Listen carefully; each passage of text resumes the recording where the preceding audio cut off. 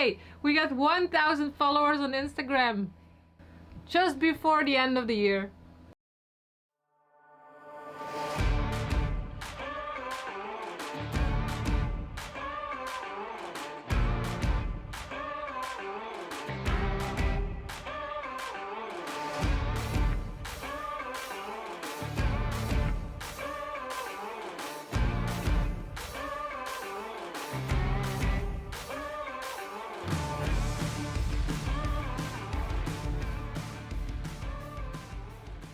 Have this water tap, pressure hose. So you want it there. Let's try to manage that with the drill. There's no way back, eh? I know. Are you sure? No.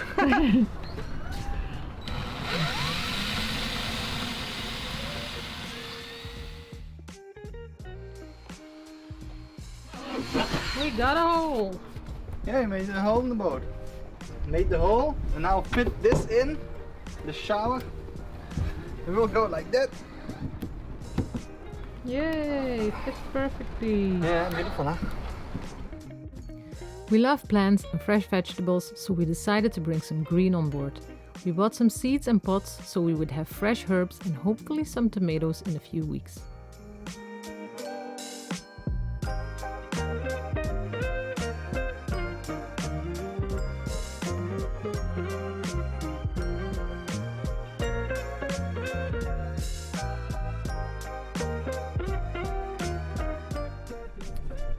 Good morning. I had to wake up very early. I'm going to pick up the family at the airport. So I took a cab and, and now we're driving already. Yes. You have a nice driver today, eh? Yes, I have a nice Uber. In the back I got 9 persons that can sit. At the roundabout, take the first exit onto Avenida. We woke up very early to pick up my parents at the airport in Faro. It had been several months from before we moved onto the boat since we last saw them, so we were very happy. And for them it would be the first time to see our new home. We took them with the dinghy to the anchorage before moving the boat over to the marina. We had an amazing time together. We had a lot of catching up to do and we ended up visiting Lagos and Portimao. We walked along the beach and we did some fishing. We also went out sailing for a day, but our sailing trip ended soon. Because of a big wind gust, the autopilot switched off and this made our code zero shift to the other side. While I steered the boat back, Sven tried to furl in the code zero, but the furler got stuck and we couldn't get it loose. We didn't want our code zero to rip, so we loosened the lines and tried to lower the entire sail. It took us a long time and a lot of strength to get it out of the water again and back on board. What a first sailing experience for my parents. Back at the marina, we rinsed and inspected our code zero and we were very happy that there was no damage. Together with my dad's help, Sven finished the installment of our solar setup. They connected all the cables from the solar panels to the Victron and the battery bank. After my parents had left, we started discussing our future sailing plans again. We hadn't really decided yet what our plans for the next weeks or months would be. We initially wanted to sail to the Caribbean, but we weren't sure if it was the right time now considering the COVID pandemic.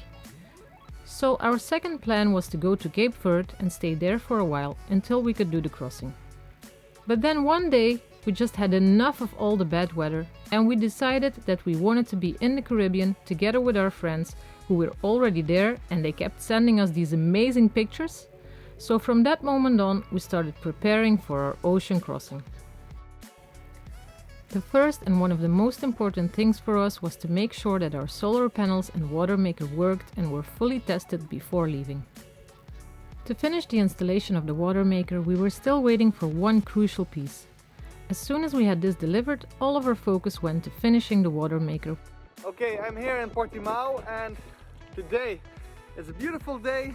There it's high tide, you can see Noma's lying there.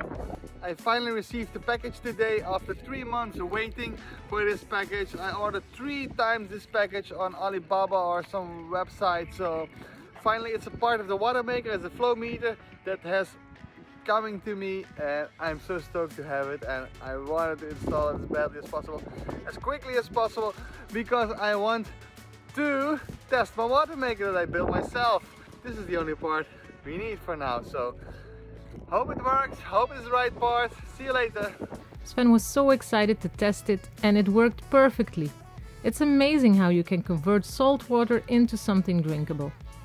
Did I already tell you we built a water maker ourselves? I'm so proud of my husband for all this amazing work and great engineering. Oh, I took for the control panel just a sheet of inox that I got from a local provider. I drilled the holes in it, and Tina made a sticker, and I put a sticker on it with the Selling Noma design, and I put the meter and then the knobs, the buttons, everything. I connected now the high pressure hose that goes to the high pressure vessel. I connected tubes that goes to the freshwater tank, and I connected the brine. So now I'm going to try to build in this thing. Woohoo. Let me see.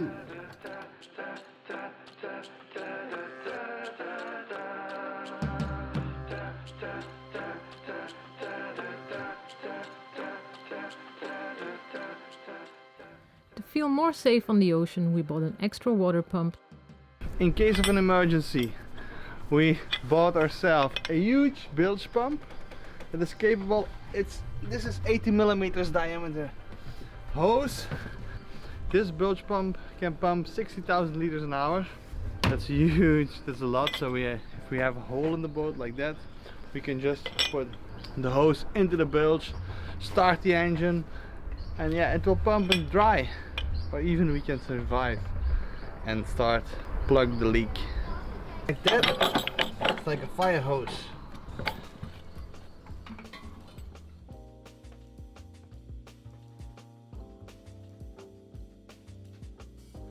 If you like our video, give a thumbs up. That helps the algorithm of YouTube.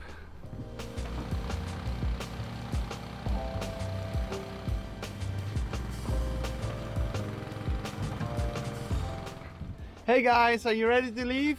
Yes. We are going to Benagil. That's a cave, that is a beautiful cave, and you can only access it by dinghy. You got our safety gear, the kids are in the dinghy. The weather is nice, the wind picked up, but okay. Our dinghy ride to the caves went smooth. We only had to stop a few times to find the exact spot.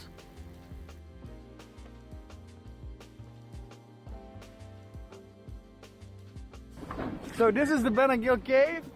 Woo, happy to be here. Let's have a look inside if we manage to get the dinghy inside. There was a bit of a swell building by the time we arrived at the cave, so we carefully tried to go in, which went pretty well. The view inside the cave was magnificent, but we also wanted to make some pictures from the beach. This cave is amazing. It was quite a challenge to make sure the dinghy didn't hit the rocks. So while Sven stayed close to the dinghy to make sure it stayed in place, the kids and I discovered the cave and made some beautiful pictures.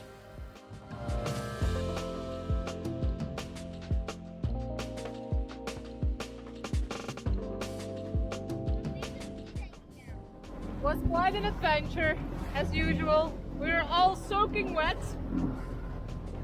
We had to jump in the dinghy, and just as we were all in, we were caught by a massive wave that's just flushed over us. Everything is wet, everyone is wet. But we made it. And the dinghy is full of water. We're enjoying it. It was nice to be in Benagil cave. But okay, I don't know if I'm going back. If I'm going back, because definitely not when only when the sea is like. Maybe in summer. Yeah, In maybe. summer when it's hot and it's not so bad to get wet. Yeah, then. Although it was not really cold. I thought it was quite okay. I'm not freezing, so. No, it was nice. There you can see the cave behind me. It was beautiful.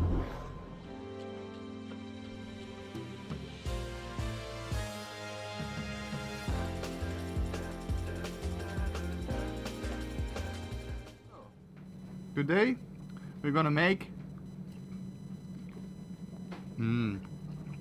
pickled eggs. It's so delicious. And on the boat we cannot store our eggs on the shelf for a long time. Maybe it's because of the movement of the boat. But I found a solution, and that's pickled eggs. So let's make them.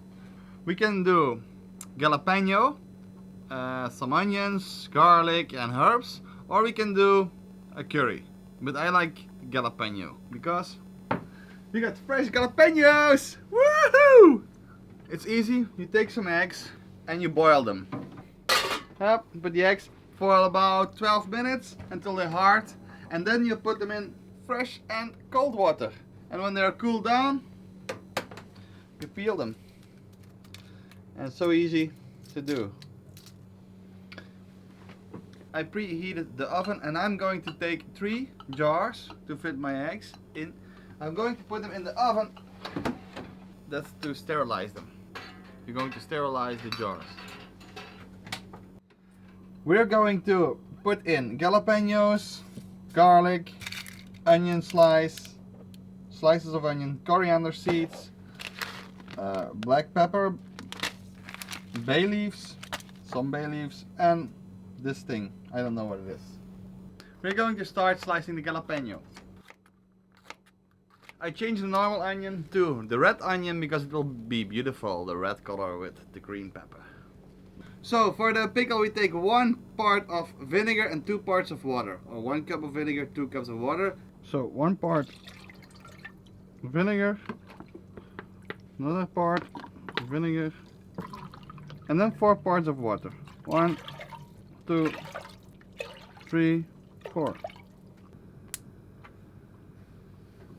So they were like 15 minutes in the oven, around 120 degrees Celsius, or I don't know what is the Fahrenheit, 250 degrees Fahrenheit. We will do in every jar a bay leaf, like the big one, in the big jar, that's the big one. We want to put some coriander seeds on the bottom, like that, and some black pepper, a garlic, dill.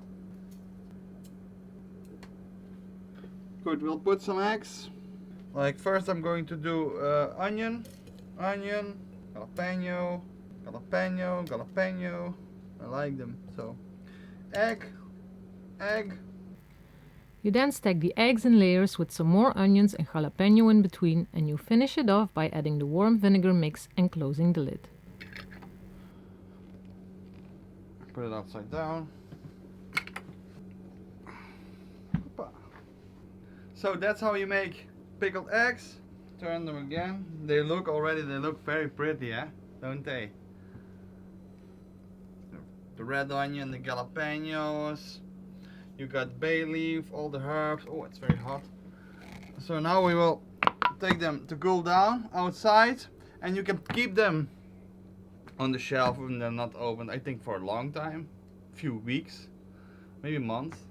And if you open them, you can store them in the fridge, but I'll bet you will eat the whole jar at once when you open it. It's so good, it's so delicious, so I'm going to eat more now. Okay, what are we gonna do? We're gonna check out a boat from fellow Belgians, but it's a special boat. It's a boat that's gonna cross the ocean, just like us, but they're gonna do it on their own power. They're gonna row across the ocean. So they have a very special rowing boat, and we're gonna check it out now. It's amazing. Come on, let's see. Look at this amazing boat that they specially built for this challenge. We met Jelle via Instagram. He's a professional adventurer on a human-powered mission, climbing 7 summits and reaching them on his own strength. Part of his adventure is rowing across the Atlantic Ocean with his 2 teammates. They had planned to leave around the same time we did, and they also had some preparing left to do. The biggest challenge seemed to be storing the food on board, 800 food bars and 1,000 freeze-dried nutritional packages.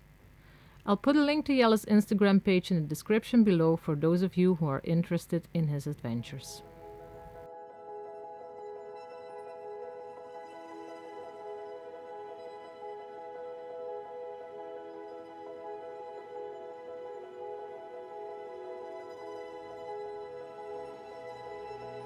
That's enough talk now. What does he carry? It's like for a power plant or something. Nuclear power thing. I don't know. Oh, it's a monster.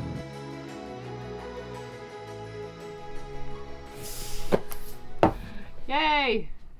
We finally received our search and rescue device, EPIRB, I think that's what it's called. So let's unpack. Try to unpack.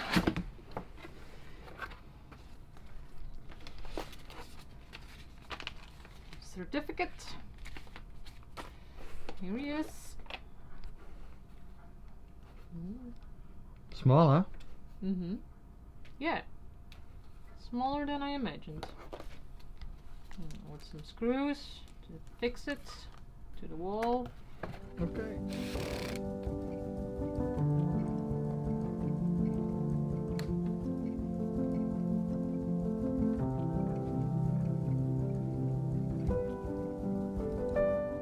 Our plan was to sail straight from Portimao to Martinique without any stops, since we would already be leaving a little bit late in the season. The trip would take us approximately 30 days.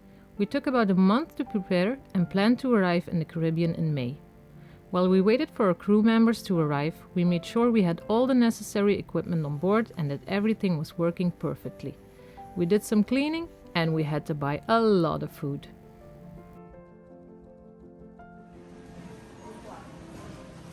Yes, we stocked up. Yes.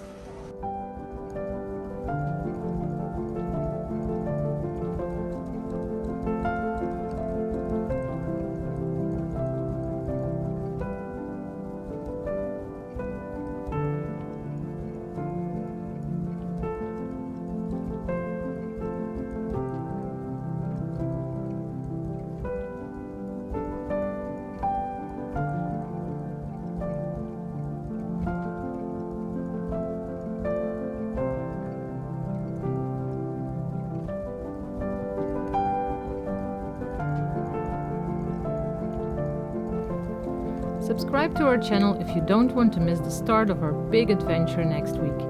Thank you for watching and don't forget to like our video and leave a comment.